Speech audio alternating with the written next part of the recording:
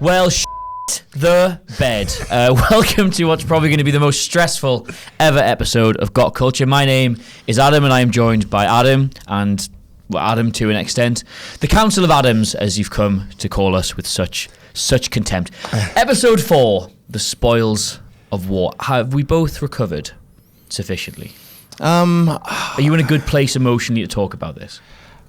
Yes, I am, because ultimately, I think, my treasured characters are still alive. Well, so I think I'm okay. That's a wonderful link for us for the first question. But before we go, you're quite delicate, and it's your birthday. You refuse to wear the badge. Yes.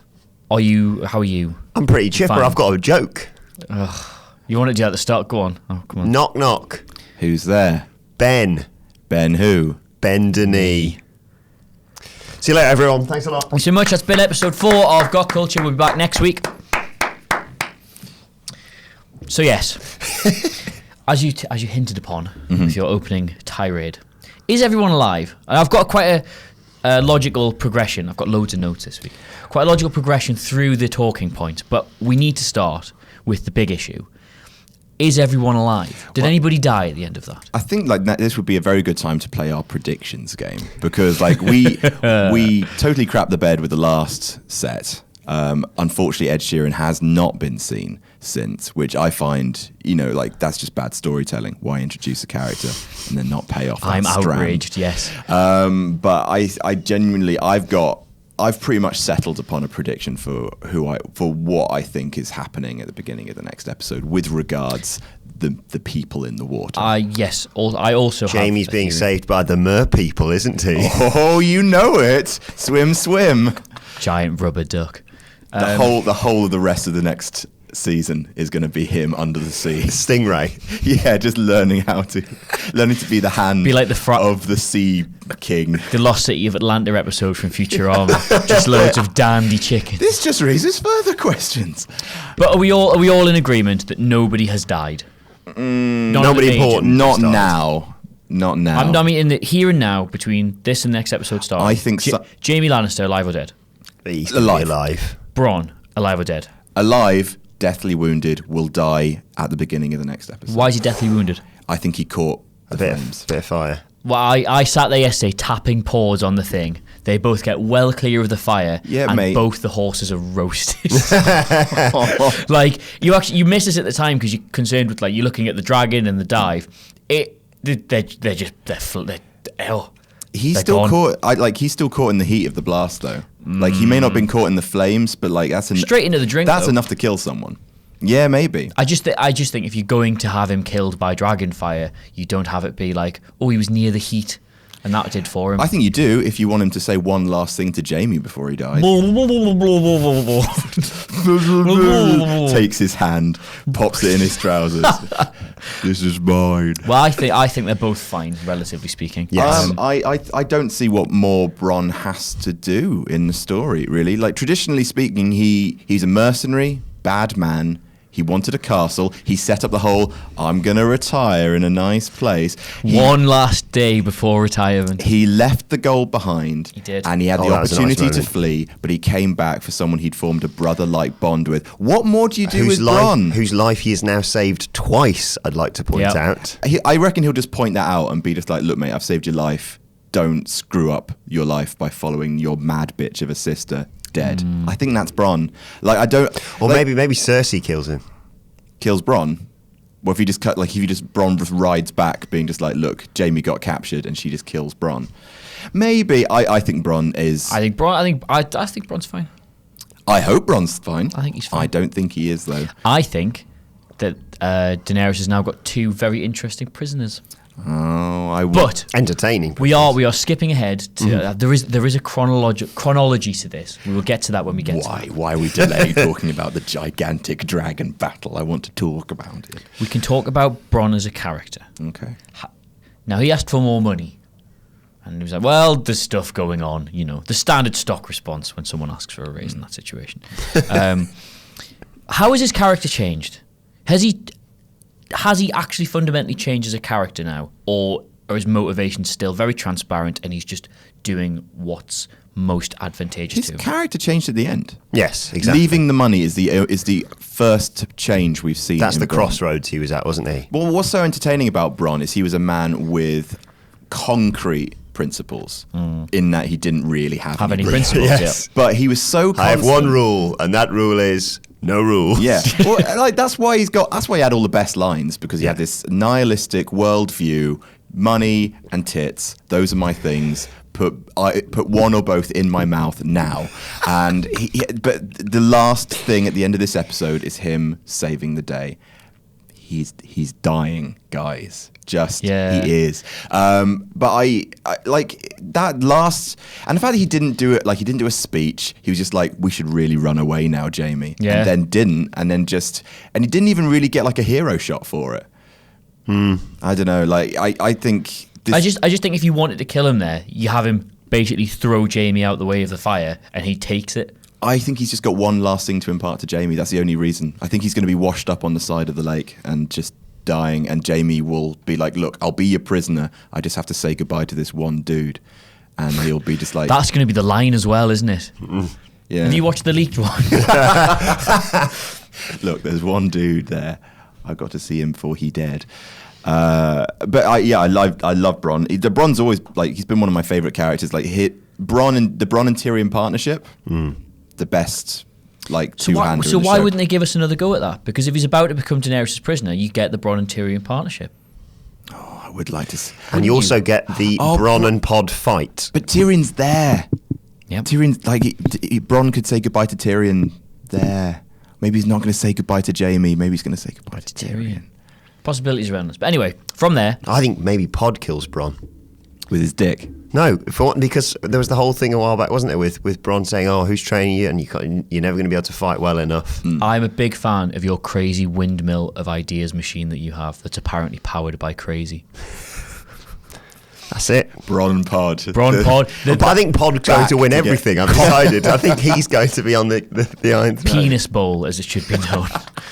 Anyway, from Game of bones. there, we went to King's Landing very briefly. Too briefly, I thought. And we got a wee chat between Cersei and Mark Gatiss. I don't care what he's actually called. Mark Gatiss, for one. A lot of people said that. And I'd suffer enough. No. I suffer enough surname mispronunciation. He's Gatiss if I want him to be. Mispronunciation. Oh, I know it's your birthday. Struth. Now, they're paying the debt back. Which she was so confident that was pretty much everything done. The silly little Targaryen girl was of no real importance. She started talking about how she was going to strengthen her hold on the rest of the kingdom. She's got, now the gold is back, right? Yes. They made that very clear before the We dragon. weren't sure. Poor Simon, bless him, missed that line. Immediately wrote a massive article about the implications of this episode. A handful of which were about the fact that Cersei now had no gold. No, they said all of the gold is through the gates. I didn't realise at the time. Which you would prioritise, to be fair. Yes. To be fair, I'm not one to talk. I missed the entire point of the hot pie scene 2 weeks ago. Yes, you did. Sorry, it's Which just is carrying why I on. took a powder last week to just get my status back. But yeah, no gold lost, but loads of food lost. That's food lost, not which is a problem, which That's means not they insurmountable. That means the siege of King's Landing is going to be bad. If indeed there is one. Not necessarily lost, it's just slightly overcooked. You're right. Maybe it's like popcorn, just like. Can you imagine? Oh, I like my grain well done. That's fine. There's just one guy in King's Landing. Perfect. Finally. Has anyone seen my show? Did we all pick up on the little line where she mentioned they'd spoken to the Golden Company? Yes. I don't know what the Golden Company was. I'm glad you said that because it means I can now tell you. The Golden Company is a regiment of sellswords. Okay. Very large, very strong, very majestic, very skillful. Ooh. They are a golden armor. Have they been mentioned before? This is the first time. They've possibly had a mention before, like in passing. I don't know. Was Jorah part of them for a while? I don't know. I think Jorah Mormont might have been part of them before he declared They his have allegiance. elephants. Okay, question. Who would win in a fight? Unsullied or the Golden Army? Company. Company. At the minute, probably the Golden Company because I think the Unsullied are kind of boned, but we'll get to them as well. I don't know actually. Numbers, you'd imagine, but the Golden Company they're the most famous sellswords in the Free Cities, and they mentioned they've been in contact with them. Now, as I said in Ups and Downs, there can be two reasons for this. Reason one, it's a bit of exposition setting up their arrival. Very good, very exciting. I would like to see elephants. Reason 2, it was a cheap bit of fan service. I think definitely the first, because they are looking for something for Cersei. They are. So, and she alluded to, well, I've got something that's owed to me, but so that we will find out what that is. The only thing Plus, is, you said, I'm not sure it was last week or a few weeks ago, that with the amount of episodes in total that we have left, there's no room for fat in this. So then, true, but there's even less room to introduce an entire other. Yeah, but this was a nice, quick way for people to be like, "What's all that about?" And then you get people talking about it. I think necessarily they don't feel the need now to spell everything out and do a whole introduction. They've been like, "There's their reference," and then when they arrive, people go, "Oh, look, it's them that was referenced." Yeah, you're right. I think it's going to be like, "Oh, okay, that is what the Golden Company looks like." But maybe the more important thing will be, what have they found for Cersei?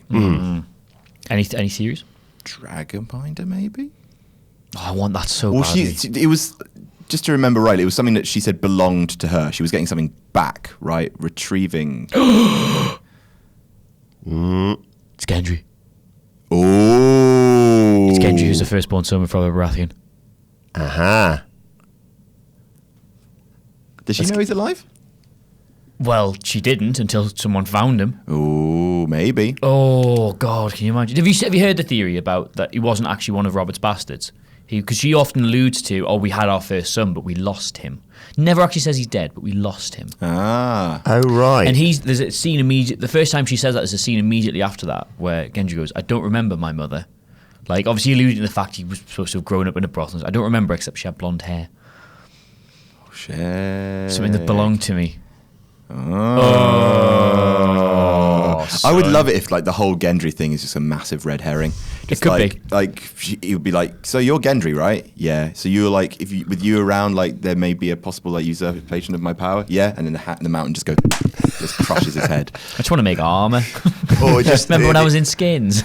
Right at the end, there's whoever's sitting on the Iron Throne, then it goes to Gendry, and he's still just rowing. The credits roll, and he's rowing across the screen. The last scene is like a little post-scene coda, and it's just a boat with a skeleton in it. Still rowing. Still rowing. Oh, it could be. Anyway, any other theories? If it's not a person, something that belonged to her? I do like that. I can't. Now you've said that, I can't think of anything else. If I do this to myself, I come up with this, like, I don't come up with this, cobble together from what other people have come up with on the internet. Get these theories in my head that are so satisfying and so good, and then it ruins the episode for me. Like when Euron captured the Dornish lady. The Dornish ladies and his niece. I was like, oh, that's going to be the present. And I've just seen this amazing scene. I was like, Yeah. I wanted it to be a horn. But let's get over that scene. It's very quick. And we moved from there straight to Winterfell, where I have got half this page dedicated to notes, because that much went on. We'll go through it in order. First scene, I think someone will correct me with the order of this, because I hadn't had a chance to watch it back, but we had Littlefinger and Bran.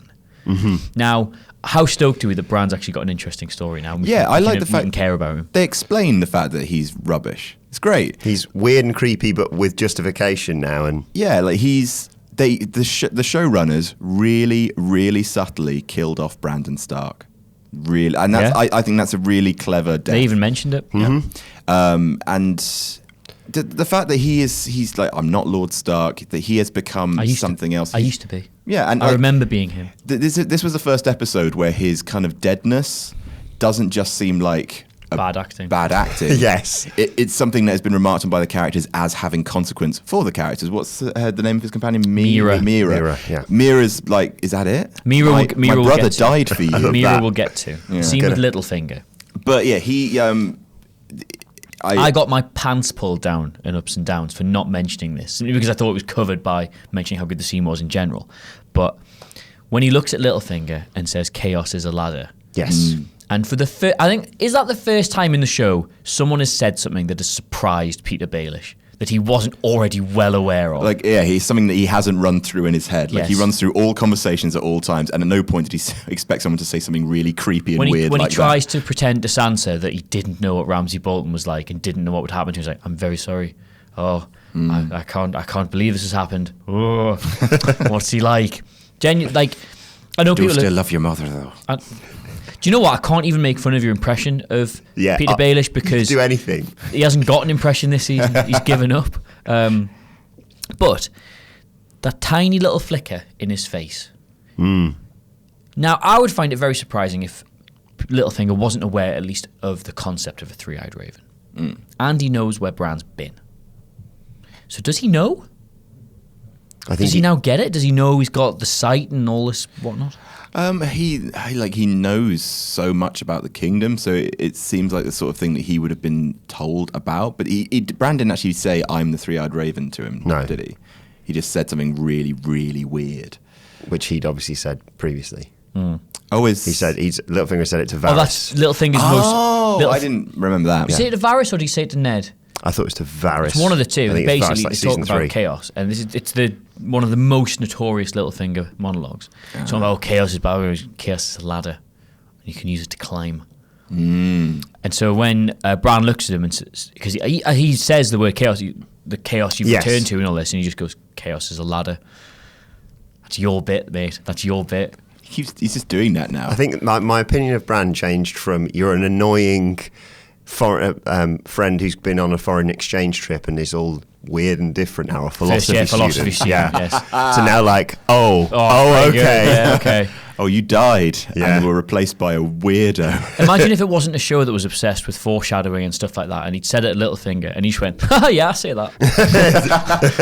Yes, there's a lot, because you climb, I actually... No way, I totally think that's right. I've never known anyone else say that. Did your mother tell you that I said that a lot? Because I love her, by the way. I love your mother. Your dead mum. I love her. Not as much as your sister. I love her. Who I think is sweet. Giving the dagger. Giving the Bran the dagger, the Bran. I'm going to get to the dagger more specifically in a moment, but the bit where Sansa says, he's not a generous man, he wouldn't give it to you unless he expected something in return. Forgetting for a moment that he passed it on, which, by the way, I think is pretty shitty. You give someone a present and half an hour later you see somebody else playing with it. Would you not be like, all right. Regifting, mate. Yeah. That's what Christmas is all about in my house. Why did he give him the dagger? Budget somehow, isn't he? What's his play? Why was he giving him the dagger? What possible reason? What did he want back off Bran? I think he was just trying to ingratiate himself with the Starks, a family for whom he's responsible, for them falling apart. And that dagger is the catalyst for everything going wrong. Yeah. Littlefinger's, he's playing it subtly, but he's spiraling right now. He can't ingratiate himself with Sansa. He can't ingratiate himself with Jon. Arya gave him the biggest stink eye when they locked eyes. He tried to ingratiate himself with Bran, and that fell on its ass as well. Gave his present away. That's so hurtful. I've really felt for him there. Littlefinger's got nothing. He's got nothing. Love it. It had a little tag on that just said to Bran, and he crossed it out and written Arya. Oh, can you imagine? Someone Photoshop for that later. The mirror scene. Jump ahead. Now, I loved this because I was worried a lot of characters are getting lost in the shuffle. They've done their part, but they're still good characters, and we're kind of not going to see any more of them. The best thing about this episode, I thought, was the fact that obviously Bronn was such a huge part of it. Last week it was like, he didn't even get a line of dialogue. They've forgotten about him. He's brilliant, and he was front and center of this. And Mira was exactly the same thing. You were like, she's just dragged him all the way back and all this bad stuff's happened and she's just hanging about, not bothered. That doesn't make sense. And she came in and she was absolutely distraught. And you could see it had all taken its toll on her. All the horrors, all the emotion, all the deaths, everything. And she just couldn't get her head around what was wrong with Bran, why he didn't care. And I thought, despite the fact his entire shtick is not acting, displaying no emotion, the way she reflected that back with just complete confusion at him was perfect. It makes him so much more of a complex character to see him next to someone who just calls him out for being what he is, and the just bounces off him. Yeah, just that bit. You died in that cave. She basically said what we were all thinking, especially last week when he could have told. My favourite thing, I saw a Photoshop picture. I think it was from Fallout, and it was the options he could tell people about the White Walkers are closer, and Littlefinger was the reason why if her dad died. I'm just going to tell her that she looked nice on her wedding day when she got raped. But then she was just a bit like, That's a bit weird. But that one's actually, that's what we were saying when we were watching it. Like Sansa didn't. So weird. Sansa didn't smack him down with the required. No. Like she was shaken by it, but no one's actually called Bran out. Yeah. I don't want to go down a rabbit hole here, but I heard a theory that he wasn't talking about the past. He's talking about the future. Was she wearing white in Reading to Ramsay? Because I can't remember. Yes, I think so. Okay. Although, as I think, I can't remember who pointed it out, but somebody said, it doesn't really prove he's a clairvoyant. No, it was me, You look yeah. nice on your wedding day in the north and it was snowing. Yeah, that was me last week. You could have taken a stout. It's like walking into our office and shouting, Adam. Yeah. I like that video you did, Adam. Thanks. Great. My God, how did he know I did a video? Mira's left. Mm-hmm. Now, while that does seem like it would obviously just be the end of her story, You never she ruled got anyone him out. back to Winterfell. Heartbroken, she leaves him to be the Three-Eyed Raven. It's quite a nice little tie-up. Having lost everything. Do you know who her father is? No. Howland Reed. Do you know what's interesting about Howland Reed? What? He was the only other person with Ned when they found out about Jon. The only other person who knows that Jon is actually a Targaryen. Okay. Howland Reed. And she's going back to be with her family. So she's going back to Howland Reed. To wait out the storm. Now, not saying they're going to bring her back with him, but But like, do. What have you been up to, love? like Yeah. Jon, I'm still slightly cross about the whole Bran thing because there is something inherently frustrating about the knowledge that Jon is a Targaryen and there being a relatively easy way of getting that knowledge to Jon Snow, the man who needs to know it, which is, just tell Sansa and Sansa can send a raven. But this is the thing, though. He's completely devoid of, humanity. Yes, it's very convenient. Why is that information in any way, in his mind, pertinent?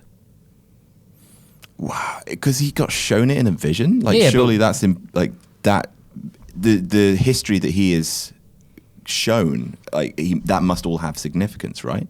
Eventually, but right in the here and now, right now. He says he needs to talk to Jon. Yeah. Well, you can probably just think it's not a big deal, but he should know. Because ultimately, the only That he's an heir. the to only the implication throne. the only implication that has is if Jon wants to sit on the Iron Throne. Right? Does he care if Jon wants to sit on the Iron Throne? I don't know. But it Does geopolitics interest a man who can see through time? doesn't. Yeah, maybe. But whether or not that's explained by character, it's still a deeply frustrating thing. It is for the for us, audience to yes. have a massive bit of information, and for one of the characters to not be getting the hell on, or Guys, getting that I'm information. to where it's defending supposed to Bran go. here. I know. Let I know. me What go. are you doing? The Arya Sansa scene in the crypt. Brilliant. I was so happy watching that, but then so sad as soon as it finished because there is no way they're giving us that tender moment of happiness unless it's going to be used to make them ripping it away feel that much worse. I get the feeling like that's the show's producer saying, we'll have this nice scene, and George R.R. Martin being like, No. I'll trade you that. But later on, They're going to kill each other, so just get ready. What did you make of that scene? You, Wilborn, what did you make of it? I really like the fact that of Sansa's reunions, every single one, she's like, oh, so great to see you. Jon's like, there's an army of White Walkers. Bran's just like, I watched you get raped, or let's reference when you got raped on your wedding day. Hello, Arya. Thank goodness you're here. The other two are so weird. I've got to kill this. Oh, wow. Brilliant. Do you know what? I've seen this joke during the rounds, right? Jon's like King of the North. Arya's basically one of the faceless men in training. Bran's this can see through time, and she's like caught in the middle. She's the politician. She's the one who's got. You've seen the just way 'cause she's not any the soldiers superpowers, already respect her. When the Stark children all come back, you've got a warrior, a politician, an assassin, and a psychic. Yeah, I think. I think that's. I don't think she's got anything to be ashamed of there. I don't think there's. I think it's almost a done deal that she's going to be Warden of the North. Yep. By the time the dust settled, absolutely. Oh, imagine if the end of the show is just a lass on every throne. That'd be nice. Be bang up for that. You cuck, you. Yeah, that'll be a fun on Twitter. That'll go down really well. And then the new female Doctor Who turns up. And Hi everyone- guys, where am I? I'm not going to talk about it now, but I've read a very interesting theory that Game of Thrones will turn out to be a sci-fi show, not a fantasy show. But we'll get to that we should just do a video where we sit around drunk and talk about the maddest theories. That'll be good. Is that what all this is? Theories. Somebody actually tweeted me and said, why is that not a full-time show? I've seen it mentioned in 10 videos. And I was like, what? Like, I've mentioned it once. So someone is out there talking about this without me realising it, and it can only be you. My little birds. Your little birds, yes. Obviously, Sansa didn't believe Arya that she had a list. Nope. But she's probably going to believe her now because she's seen her have a sword fight with Brienne. Oh, gosh. And Bran said, you've got to kill this. Yes. How did... What? Wait a minute. Have you been on my Pinterest? That would have been a really, harsh moment for her because she probably wasn't totally convinced that Bran could see through time and was all-knowing, and definitely didn't believe that her little sister, her 4-foot now little sister, had a kill list she was working her way through. And then they meet each other and she's like, oh, Ares, how's the kill list going? Yeah, sorry, I've got most of them. She's like, I'm dealing with grain and people not putting leather straps on armour. I'm important too. Yeah, my favourite was people saying, Sansa realising she hasn't levelled up like the rest of her. I'm in the X-Men franchise now. What have you two done? I love that sword fight mostly because Brienne got cross and kicked over. That gif that of just kicking her in the chest. You screwed this. This is You're small and I'm big. Jesus Christ. This is going to be a recurring thing I say during this episode. But obviously, I'd been to a wedding that evening and ended up watching it. I mean, I'm not going to say I was wasted, but I'd been out, I'd had a good couple of drinks. My enjoyment of anything was increased about 5-fold. When Brienne kicked, I was fully like, oh yeah, Arya's going to skin her here, it's going to be brilliant. When she just kicked her in the chest, I was out my seat. Get on! It was brilliant. Here's some interesting stuff for you. Go on. Here's my little element of little fingering. I'm not going to use that as a verb ever again. No. Jesus. Can you bleep that? Is it too late to change the name of Whatculture? Little fingering. Right. Not a lot of people are pointing this out. Right. But I read Simon's internet reactions video. You should read that. It's very funny. He pulled out something somebody put on Reddit and they mentioned this. That look between Littlefinger and Arya.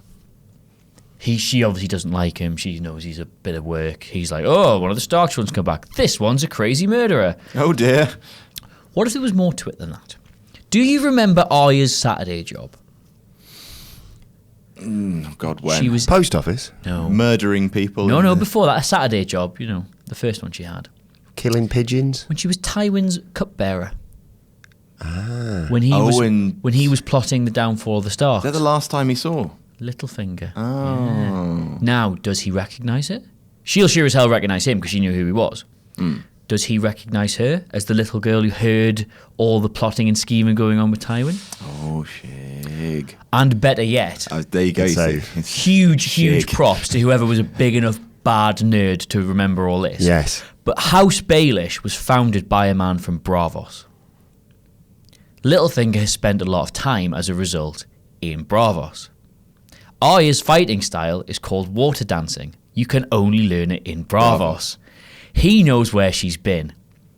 He knows she is a faceless He man. could easily make the leap that she's a faceless man now. She knows their fight. She knows the fighting style of the city. She's been gone.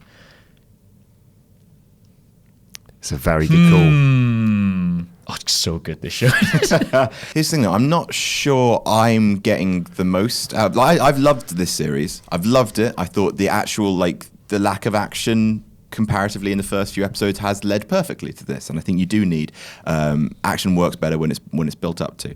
But even then, I'm not sure I'm getting the most out of this series, just because I can't remember the last time. There's so many characters, I can't exactly remember the last time all of these characters saw each other, and all of these little bits that you're picking up on.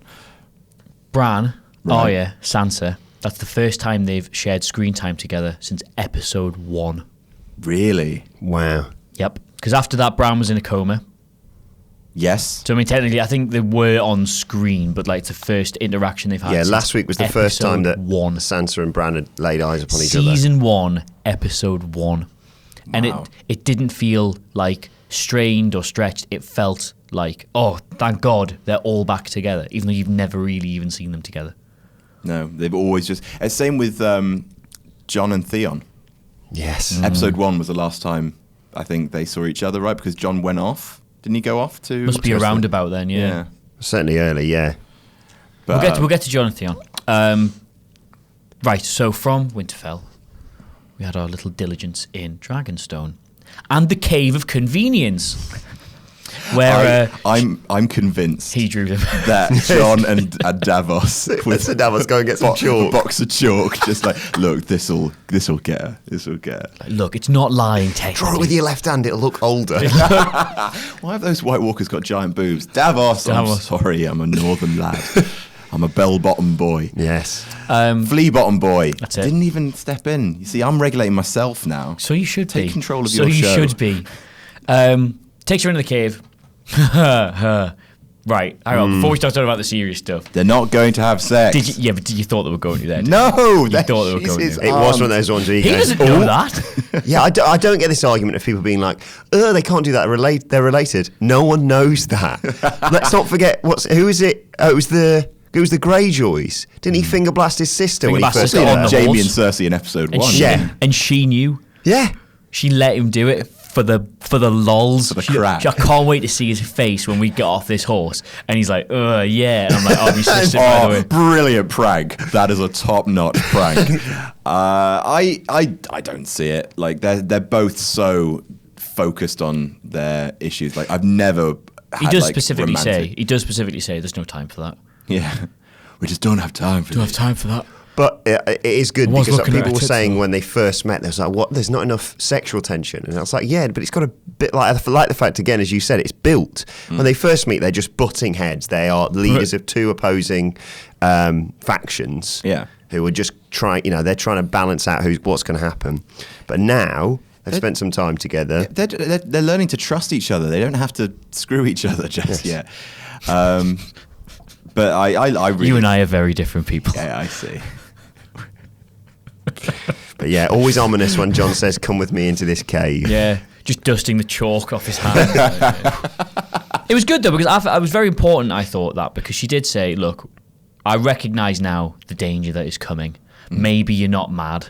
You with your crazy zombie theories, me with my dragons, which is totally normal." You have shown me this medieval The version chalk of drawing. the inside of a pub toilet. I did like the fact that John actually seemed confident for the first time, it seems, ever against the White Walker. He was like, "Oh, maybe it'll be all right now we've got all this." Yeah. Previously, he'd just been like, "We have got no chance. I've got one sword and that's it." If everyone wants to share this sword to take on all the White Walkers. They've got to mine the dragon glass, they've got to forge it into weapons, and they've got to get the weapons home to Winterfell. Why is it taking the White Walkers so long? Bran got to not only the wall, but down to Winterfell. Yeah, but he had a sled. Good point. It's downhill, Being- mate. being- It's downhill. No, he would have been. Yeah. I'm looking forward to the point where we get there. I've seen it. Yes, I know exactly when it'll be as well. We're going to turn right now. Oh God. No, we care about him now. We can't be rinsing him as we much. like him. I He's, can, he's I can in the rinse fold. Bran. He's in annoying. the fold. Yeah. So she's admitted that she'll help in the Great War, and As long as he knock knock, who's there? bend a Bend a knee. knee. Would you? Do you think you should? One theory I read, bend the knee doesn't always necessarily mean what we think it means. Could it mean sex? I mean, go down on me. No, as in a proposal.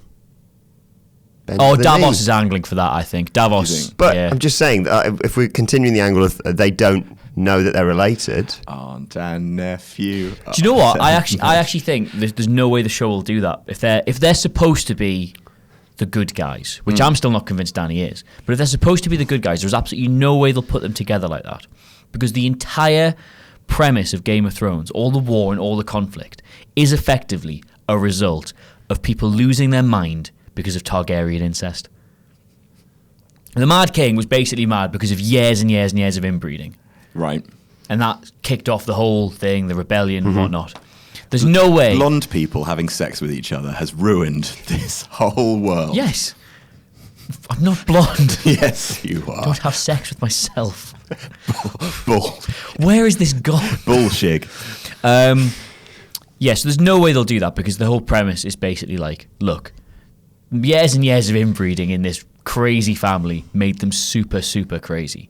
There's no way it's all going to be saved and wrapped up by having them do more inbreeding. You do realise this is Game of Thrones when you say there's no way they'll do that. We're in season 7 now. How many times have we said there's no way they'll kill off Ned in the first season? Oh, there goes his head. Whoopsie. No, he's dead now. Or did they? Pigeon theory. Every single episode Pigeon has referred to Ned. Every single one has had a massive. Do you remember Dad? I remember Dad. God, I wish Dad was here. That was really Maybe he's sad, not, though. wasn't it? Is he? He's just pretending to be the statue downstairs. He just covers himself. He's a really good mime artist. Not a mime artist. What about? Oh, imagine that. If Human just- statue. The last Human episode, statue, just the statues go. They put someone just tosses a coin in and he moves. Oh, dear me. I heard a theory that apparently somebody thinks that you can actually see Danny and John holding hands on the way out of the cave, very briefly. I haven't checked that. It's probably a load of rubbish. Why did they do just a little? It's like, oh. There was one Do you that like was me? Circle yes or no. there was one that was just like, it's getting so intense now because we've got not so little to go on. Obviously, there's a lot that goes on in the episodes, but because we're rationed what happens, there was one where someone had like frozen the part where they were walking out of the cave and went, look, John carrying the torch, fire. Danny, other side, no fire, looking a bit cold, ice. Oh, well done, that person. Kiss a girl. Tell you what I liked, and so there's another thing that was pointed out to me. Danny says, are their lives worth more than your pride? Because she says, oh, they won't accept a southern ruler. I can't go back and say I've bent the knee, blah, blah, blah. Are their lives worth more than your pride? We've heard that exact line in Game of Thrones. Another callback. Oh, one that went over my head again. John said it to Mance Rayder when he was trying to convince him. I was trying to tell someone about she's this. a three-eyed raven. I was trying to tell someone about this morning and I couldn't remember what his name was. And I went, he said it to, Mace Windu or whatever his name was. Oh, that was good. With his sword with BMF written on it. So they come out of the cave, and they get the news that they'd taken Castle Rock. Yay! And then someone breaks the news to them that it was very poorly shot and was quite an underwhelming scene in the show, and they're very sad about it. Also, the fact it was a trap. I didn't think it was that badly shot. Look, I've apologised for it. I've already apologised for it. I was wrong to be annoyed at that Daenerys scene. rounding on This is my point. Tyrion is a brilliant scene. Our enemies, your family, you mean. Now, I don't know what I should bring this up now or later. I'll do it now. I think they've completely blown open Tyrion's story because he was just like Hand of the Queen. That was where he was. Now, You think he's going to have to prove himself? well, I think Jaime's coming back as a prisoner. Yes, I think it's gonna be a real that's what test. everyone wants to see. Yeah. And I would imagine he's going to be because Daenerys is ruthless. She's absolutely batshig crazy. So I think she's going to try and get Tyrion to execute Jaime, which is going to put him in the exact same situation Jaime was in the last time he saw Tyrion. I think Daenerys is smarter than that. I think she knows that Jaime is the key to all of this. He could be. He's the most valuable prisoner they could possibly have. I don't think they'd execute him. I love the fact that if it came down to it, it would be I think it'd be a good question to pose to Tyrion if he was trying to escape. That would be, would or you he's trying to cut kill him down? me, or What would you do, Tyrion? Like that's an interesting gun with no bullets in it. Click. a crossbow. There we go. Just wanted to see if you'd do it.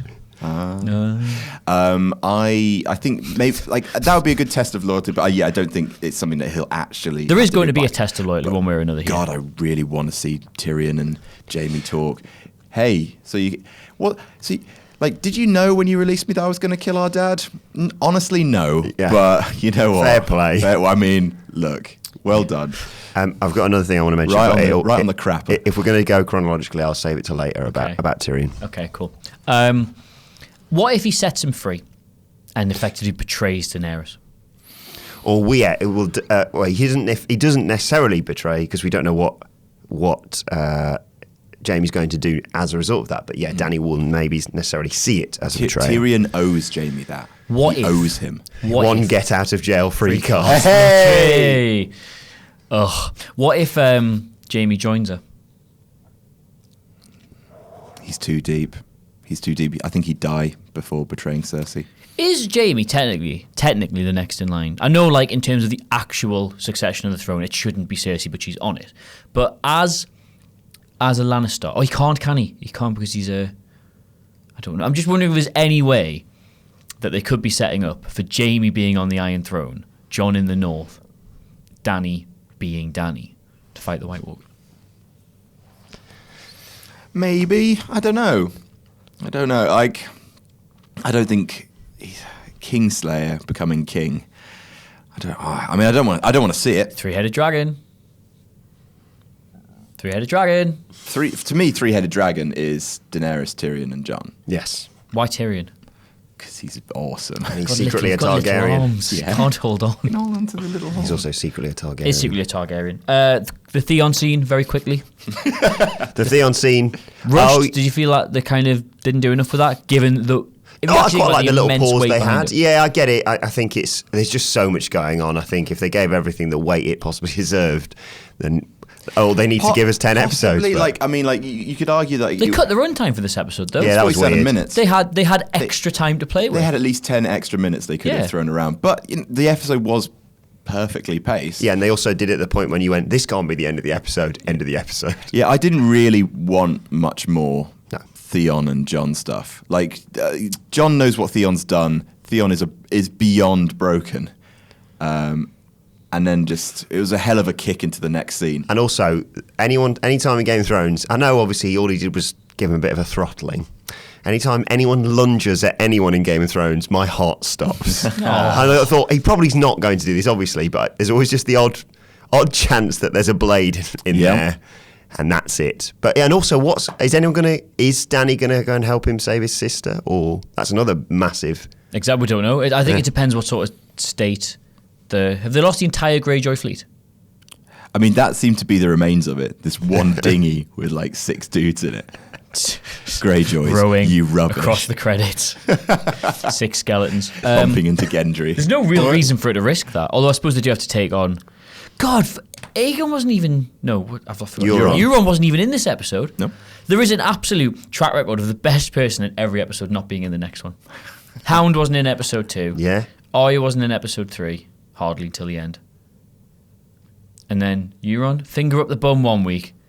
I mean, Bron's going to be in next week's episode. Well, not according to you, because he's dead. Well, he's going to die. Okay. He's badly wounded. Bron and Euron talking to each other is a scene I'd like to see. Gentlemen. Yes. Fingers up the bum, eh? Gentlemen. Yes. Let us talk about the battle. And before we start, I would like you to both get your cocks out and say whether or not it's better than the Battle of the Bastards. I saw that. It was what was the other one it was compared to? Hardhome. Hardhome, of course, yes. I think if I hadn't rewatched season 6 with that battle, I'd probably said absolutely. But I rewatched season 6, and I loved. But then again, there was the reasons why I love the Battle of the Bastards, where it was so like intense and there's horses going by on fire. There was exactly the same parts of that in this scene, and there was the epic. Just we've seen this dragon go from, puffing a tiny bit of smoke at a stone or something to now just wiping out a whole... I don't know. I think it's really tough because I really liked not only the whole fight, but the almost like the PTSD, Jon can't breathe bit of Battle of the Bastards. I'm going to put my dick on the table and come up with an answer. Go on then. Visually, this dragon battle, better. Mm-hmm. Not much better, better, because Battle visually, of the yes. Bastards is brilliant. I am a simple man. Also true. I preferred watching Battle of the Bastards because it was a purer fight between good and evil, which made the feelings of triumph much more satisfying and the feelings of dread much more satisfying. I love the dragon battle because you don't want anyone to die. Yeah, when it's Bronn firing a crossbow at a dragon with Dany on. You don't want him to miss and you don't want him to hit. And I think the amount, on Battle of the Bastards, both battles I was on the edge of my seat. but for different reasons. Like this one, I was just like, come on, John. And for this one, I was just like, hands over my head, being like, it's just horrible warfare. I don't want any of this. I don't want any of this. Jamie, what do you? No, please. So like they're both exceptional bits of television. I think I need to go back and watch it because my parents have come up and they've never seen Game of Thrones. So imagine watching the first episode you watched was that one last night. Oh wow! And them going, "Who's that?"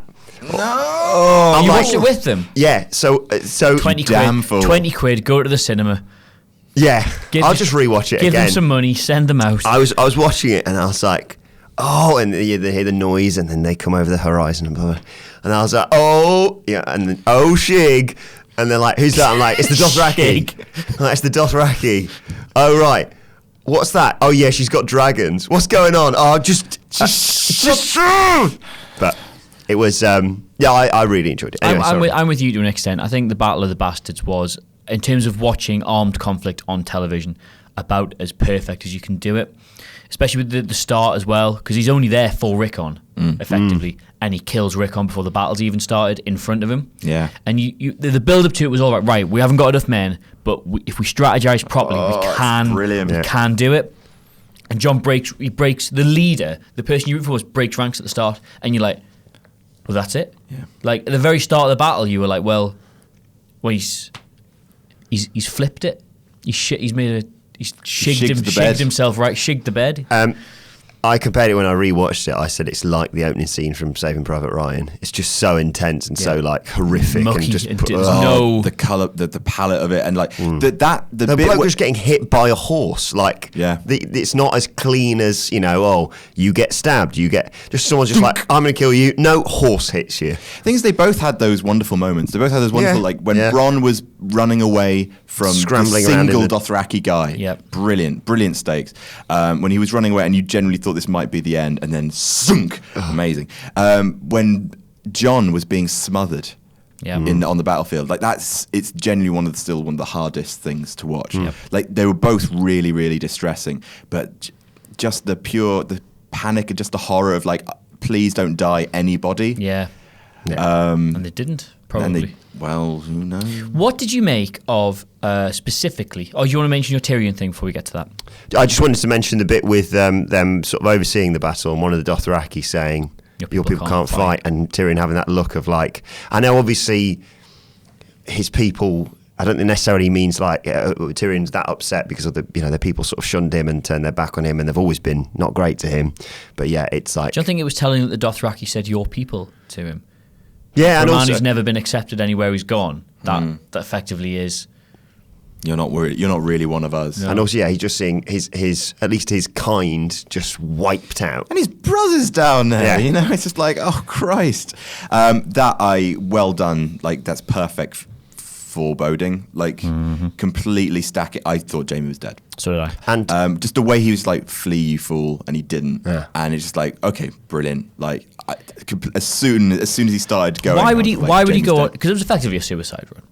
Even if he'd driven that right through the middle of Daenerys, the dragon would have killed him straight away. Yeah. It was effectively a suicide run. I love the fact that you saw the fire as well come up, that brief orange glow. Couple of callback alerts.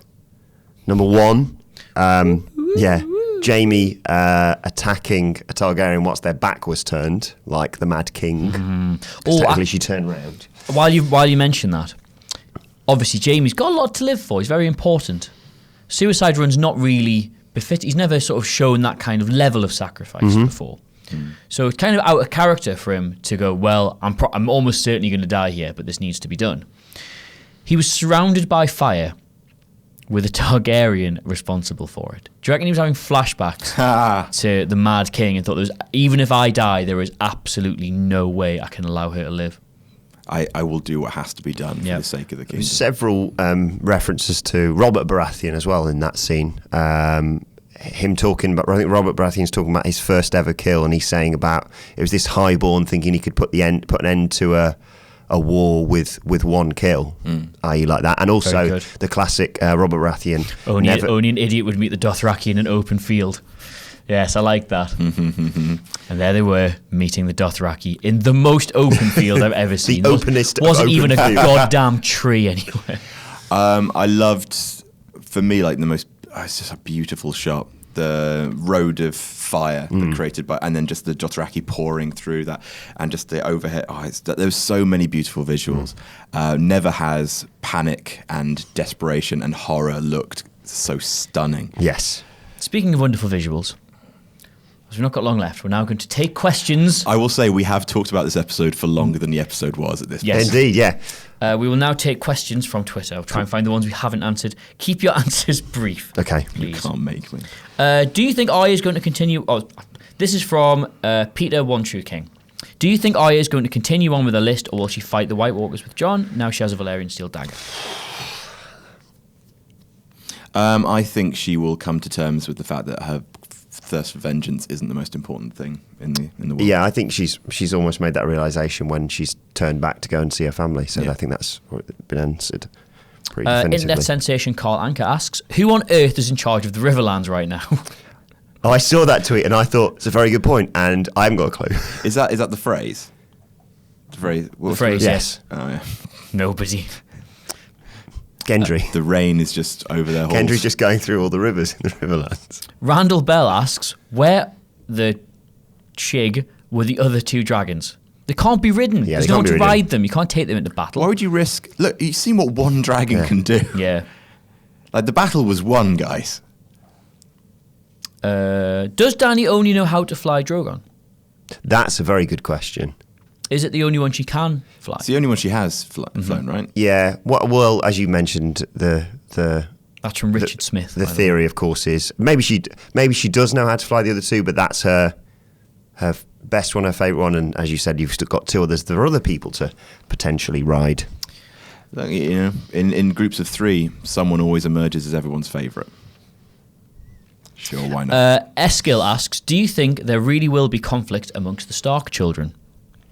Because we've already seen it to an extent with Jon and Sansa. I think so.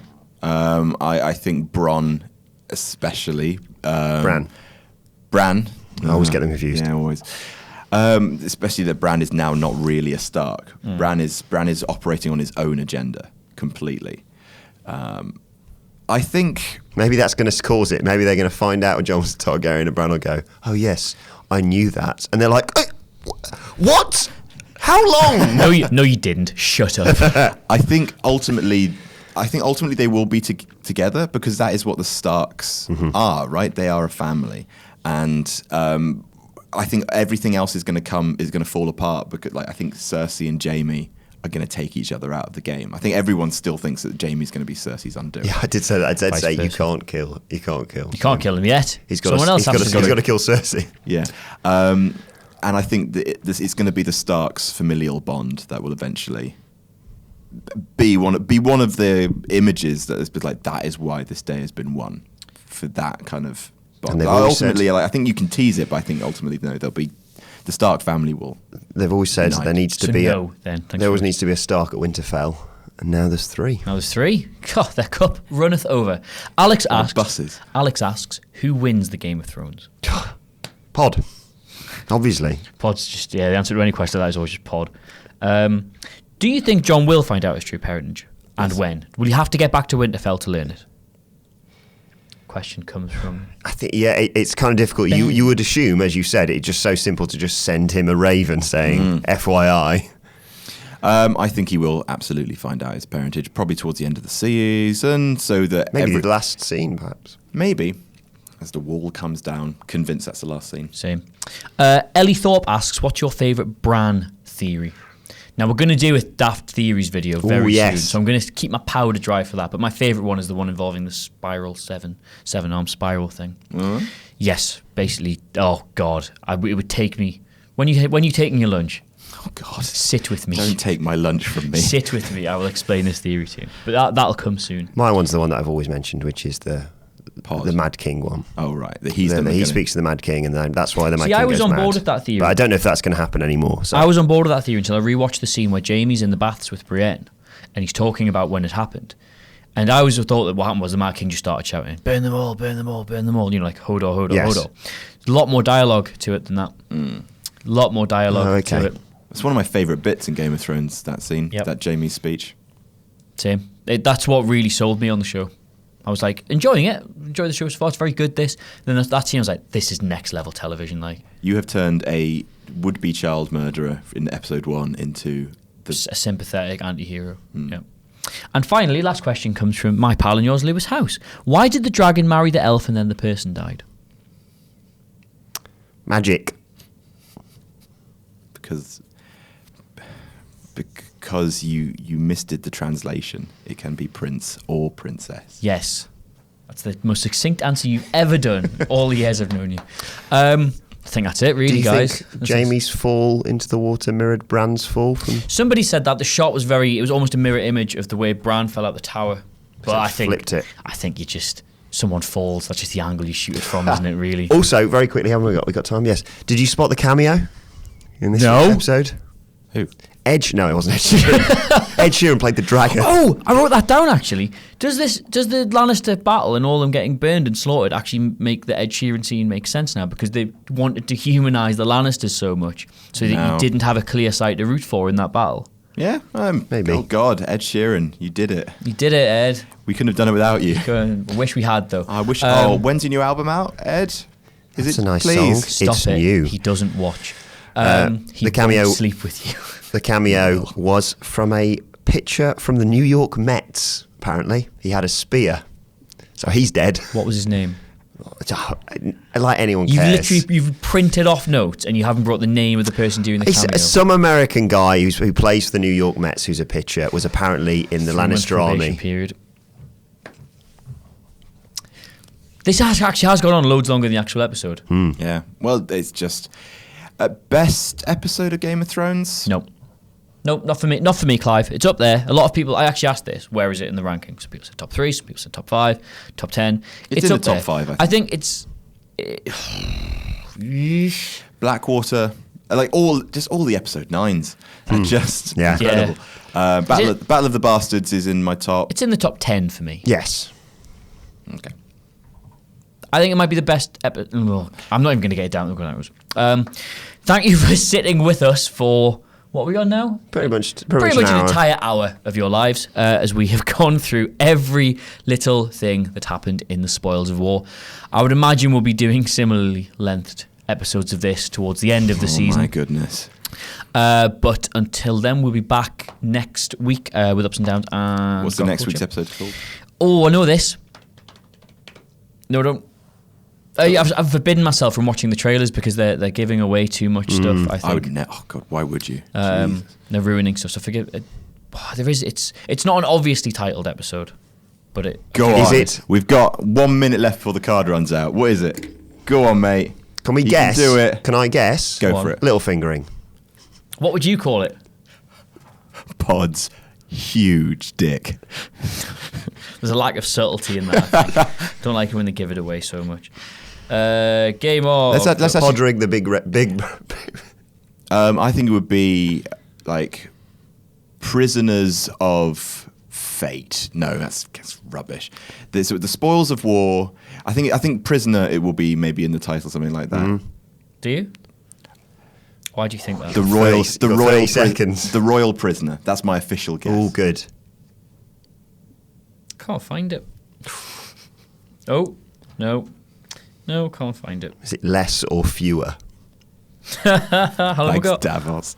How long have you got? 13 seconds. Thank you very much for joining us. Don't forget to like, share, and subscribe. You can follow him at Adam the Blompier, Adam Wilborn. Happy birthday to you, and Adam Cleary. Leave us a comment. Tell us you liked it. See you soon, I guess. Bye. It's going to run out in 2 seconds. Bye. Eastwatch. His name's Noah Syndergaard. Imagine being called that.